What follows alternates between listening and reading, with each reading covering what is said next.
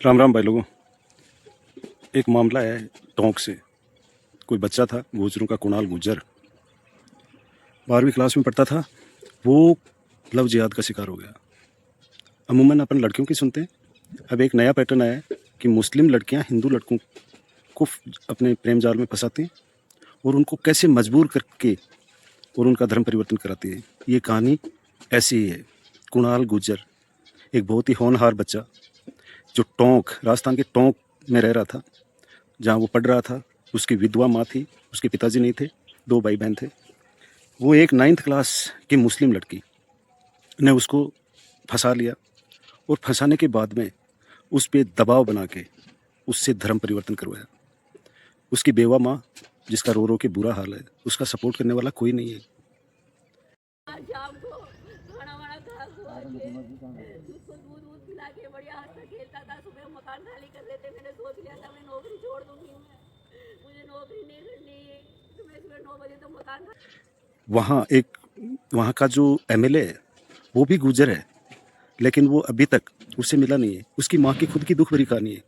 उसने खुद के ट्रांसफ़र के लिए कई बार DG से गुहार की, लेकिन उसकी नहीं सुनी गई। अभी तक पुलिस प्रशासन ने इस मामले में किसी की कोई गिरफ्तारी नहीं की है। हालांकि प्रशासन पे लोगों को भरोसा है, सरकार पे भरोसा है कि कार्रवाई हो जाएगी। लेकिन ये दिल दहलाने वाली घटना है कि उस लड़के को उसकी माँ बताती है कि कैसे स्टेप बाय स्टेप उसको धर्मांतरित किया गया।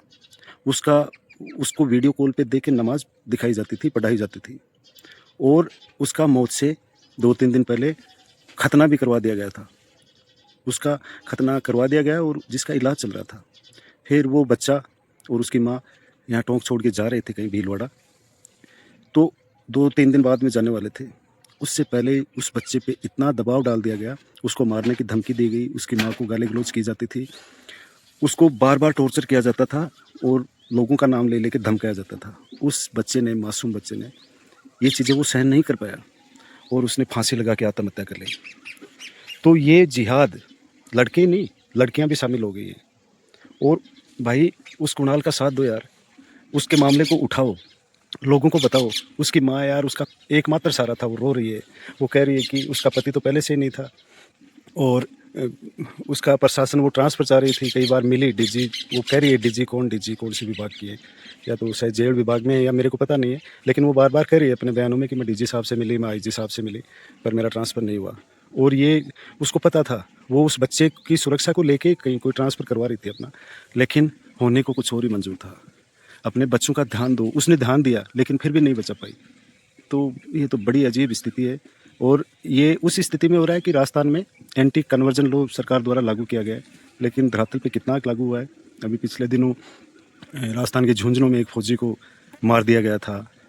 कहीं एक नवलगढ़ में, राजस्थान के झुंझुनू में ऐसा ही लव जिहाद का मैटर आया था। ये लगातार चल रहे हैं। सिक्कर, इधर शेखावाटी में भी कई मैटर आ रहे हैं।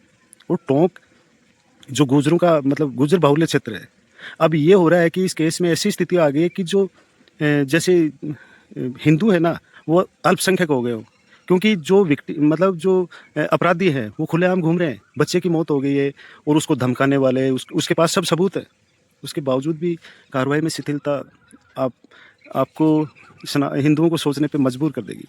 अब ये देख लेना कि प्रशासन वगैरह तो बहुत बाद में आते हैं, पहले आपकी खुद की एकता है। वो लेडीज़ मुझे लगता है पुलिस में ही कहीं थी किसी में, तो वो खुद को, अपने आप को नहीं बचा पा रहे हैं, तो आपको क्या बचा पाएंगे। इसलिए आपका खुद का जगना ज़रूरी है।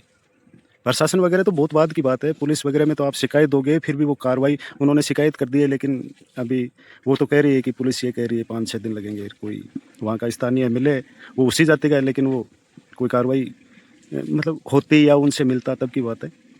तो इसमें उस भाई का, उसकी माँ का सब साथ दो यार। आप साथ दोगे तो उनका हौसला बढ़ेगा थोड़ा, और आगे वो अपनी लड़ाई को लड़ पाएगी। जय हिंद।